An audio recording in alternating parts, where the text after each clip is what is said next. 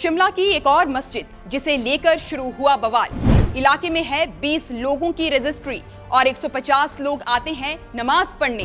वीरभद्र सिंह ने किया था इस मस्जिद का उद्घाटन करने से इनकार। अब वहीं पर तिरपाल के नीचे खड़ा कर दिया है अवैध ढांचा। इस नश्वर संसार में मौजूद हर एक वस्तु का अपना धर्म होता है। जैसे सूर्य का धर्म रोशनी देना है, फूल का धर्म खुशबू फैलाना है और नदी का धर्म निरंतर बहते रहना है। मगर संघर्ष और असंतुलन की स्थिति वहां उत्पन्न होती है जब एक धर्म दूसरे धर्म के आड़े आता है। ठीक इसी तरह अगर मानव समाज में भी किसी एक समुदाय का धर्म दूसरे के धर्म को बाधित करता है तो समाज में वैमनस्य और अशांति फैलती है।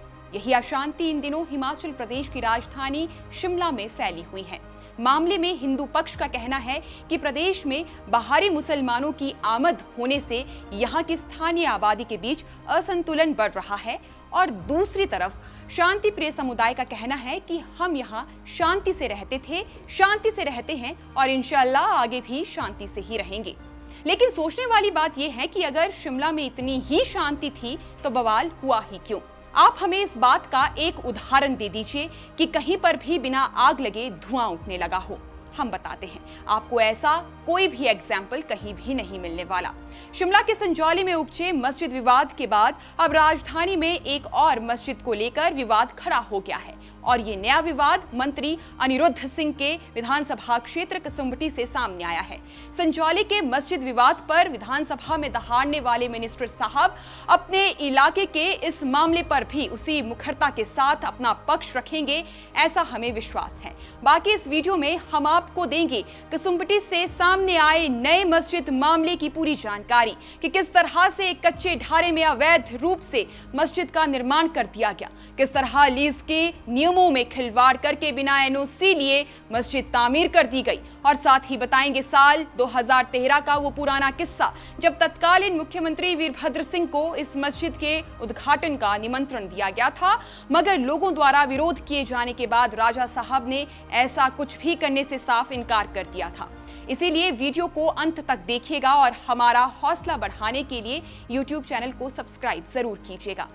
अब जिस तरह से संजौली मस्जिद मामले का सबसे बड़ा सच ये था कि संजौली मस्जिद को वक्फ बोर्ड की नहीं बल्कि सरकार की जमीन पर बनाया गया था, ठीक उसी तरह कसुम्पटी से सामने आए मामले में बताया जा रहा है कि जिस जगह मस्जिद चल रही है वो जमीन घर के लिए ली गई थी, लेकिन घर के भीतर नया निर्माण करके इसे मस्जिद बना दिया गया है। अब रिहायशी जमीन पर किस तरह से मस्जिद तामीर कर दी गई है, इसकी बैक स्टोरी को भी समझ लेते हैं।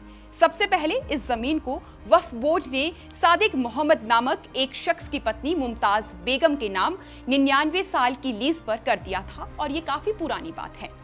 लेकिन मुमताज के बच्चों ने इसे बाहर से आने वाले लोगों को दे दिया और फिर यहाँ बाहरी लोगों की संख्या लगातार बढ़ती रही। स्थानीय लोगों के मुताबिक ये प्रॉपर्टी बाहर से देखने में तो ऐसी लगती है, लेकिन इसके अंदर ही अंदर कंस्ट्रक्शन का काम चल रहा है और काले तिरपाल की आड़ में मस्जिद का बिल्कुल नया ढांचा तैयार किया जा रहा है। ये ठीक बिल्कुल उसी तरह है जैसा मंडी जिला में बन रही मस्जिद के मामले में देखने को मिला था।